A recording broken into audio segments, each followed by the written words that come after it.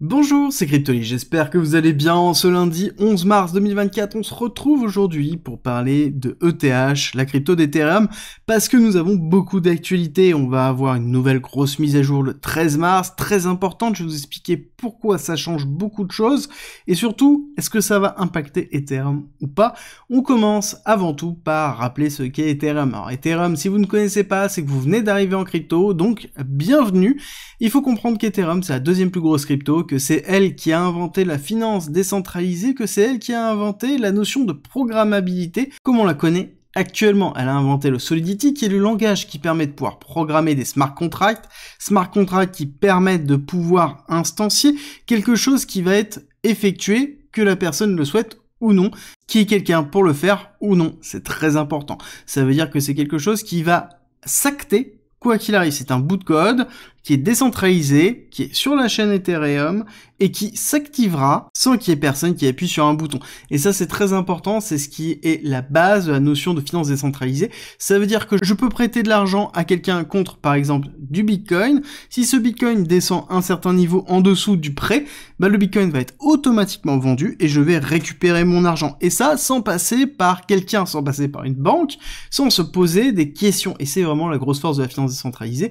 Et ils sont allés beaucoup plus loin parce qu'ils ont inventé la notion de NFT, donc le jeton non fongible, donc qui permet d'avoir une authentification d'un objet numérique. Fini le CTRL-C, CTRL-V sans savoir quel était l'original. Le NFT règle cette partie-là, règle aussi beaucoup d'autres choses. C'est un smart contract, encore une fois, c'est un bout de code qui permet de ça, et on peut le programmer à faire beaucoup d'autres choses. Ils ont aussi inventé d'autres choses, comme par exemple, encore une fois, le Soulbound Token, etc., etc. Ethereum et son équipe, parce qu'il y a quand même plusieurs équipes qui travaillent derrière Ethereum, c'est certainement la pierre angulaire du développement de la blockchain actuellement. C'est la plus grosse équipe, c'est ceux qui sont le mieux financés, et c'est ceux qui apportent le plus de ruptures technologiques actuellement. On a plein d'autres blockchains qui apportent et qui testent différents prototypes, différentes révolutions, différentes technologies, mais derrière, le maître mot reste Ethereum encore une fois. Et c'est pour ça que c'est important de comprendre ce qu'est Ethereum, parce que beaucoup de choses sont construites autour d'Ethereum ou par-dessus Ethereum.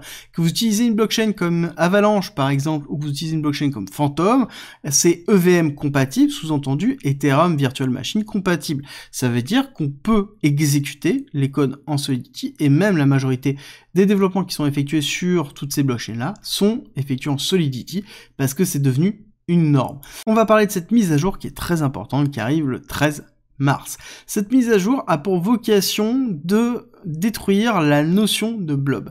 Alors, il faut comprendre plusieurs choses. C'est que ce qui coûte cher dans les transactions, au niveau d'Ethereum et de toutes les blockchains en général, c'est le stockage des données sur la blockchain.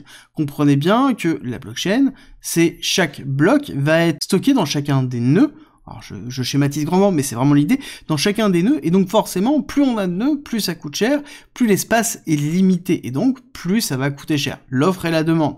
Et ce qui est compliqué avec Ethereum, c'est qu'à la base, tout était stocké au même endroit, que ce soit la partie exécution, que ce soit la partie stockage de données, et ça pose problème, par exemple, pour les Layer 2, qui sont les couches supérieures à Ethereum, comme par exemple Arbitrum, Optimism, Starknet, qui souhaitent valider un très grand nombre de transactions, et enregistrer uniquement la preuve de validation sur Ethereum. Alors ça marche très bien comme ça, la preuve de validation c'est quelque chose qui est très petit, mais à un moment donné il faut être capable de retracer toutes les transactions qui ont été validées par cette preuve-là.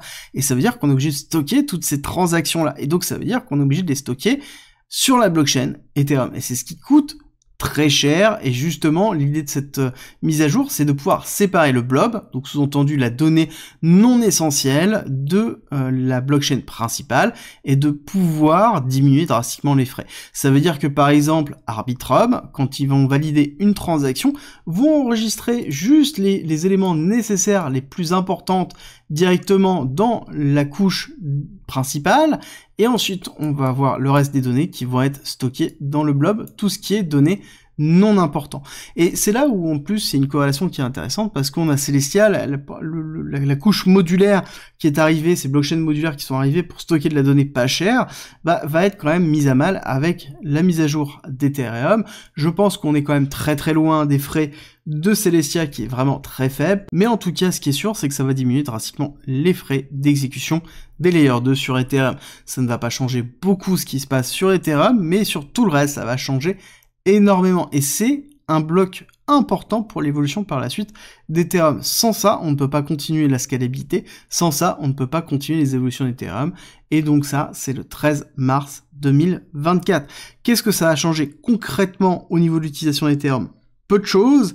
Par contre, ça veut dire qu'on va avoir une grosse envolée potentielle de l'utilisation des Layer 2 et potentiellement aussi des arrêts au niveau des Layer 2. Comprenez bien que si on diminue le coût, ça veut dire qu'on peut augmenter le nombre de transactions qu'on effectue pour le même euro, pour le même dollar, et donc ça veut dire aussi qu'on va avoir une augmentation du flux de transactions, et donc par réciprocité, peut-être des risques de saturation des différentes blockchains, comme on a pu connaître à un moment donné avec l'engouement autour des inscriptions.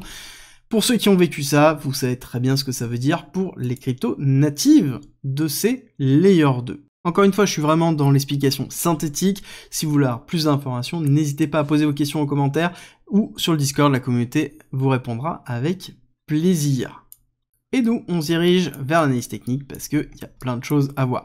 Donc Ethereum, forcément, on a eu vague 1, vague 2, vague 3 Heliotis, 4, 5. On a terminé le cycle Heliotis, on est sur un retracement ABC.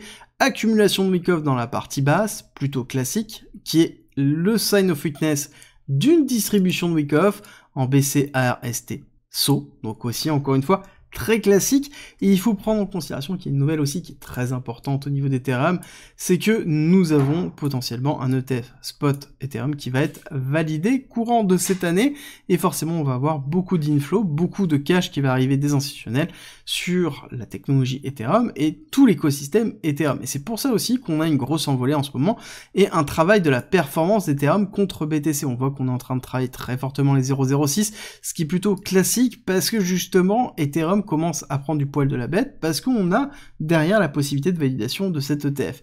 Techniquement, on a la rupture de l'accumulation qui s'est effectuée, première rupture ici, je vous l'avais signalé en avril 2023, on a fait un retest de la partie basse, et ensuite, deuxième phase de rupture, retest, pullback, et ensuite réaccélération. Très grosse réaccélération, on est allé chercher les liquidités du ST, donc normalement on a une phase de respiration et de temporisation qui devrait se faire, qui pourrait être très très rapide comme on a pu le voir avec Bitcoin, parce que on a justement cet ETF qui est là, et que on n'oublie pas qu'Ethereum, fondamentalement, depuis qu'ils sont passés en Proof of Stake avec The Merge, donc ils sont passés de Proof of Work à Proof of Stake, on est dans quelque chose qui est déflationniste.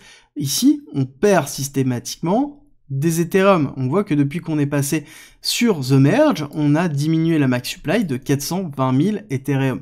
Là-dessus, ça vous paraît peu, sauf que si on était resté en Proof of Work, on aurait généré, donc rajouté sur le marché, 5,5 millions d'Ethereum.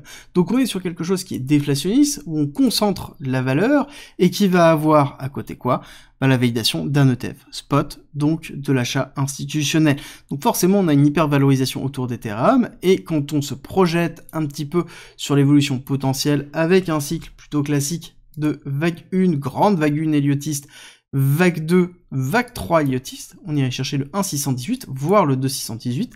1,618 qui serait dans les alentours de 8500 $ par Ether, et 2,618, pardon, excusez-moi, qui est ici, qui est à 13 500 $ par Ether, encore une fois. Donc une très belle progression pour le numéro 2 des cryptos, avec derrière une accélération d'Ethereum, avec de la liquidité et de la valeur dans chacun des Ethers.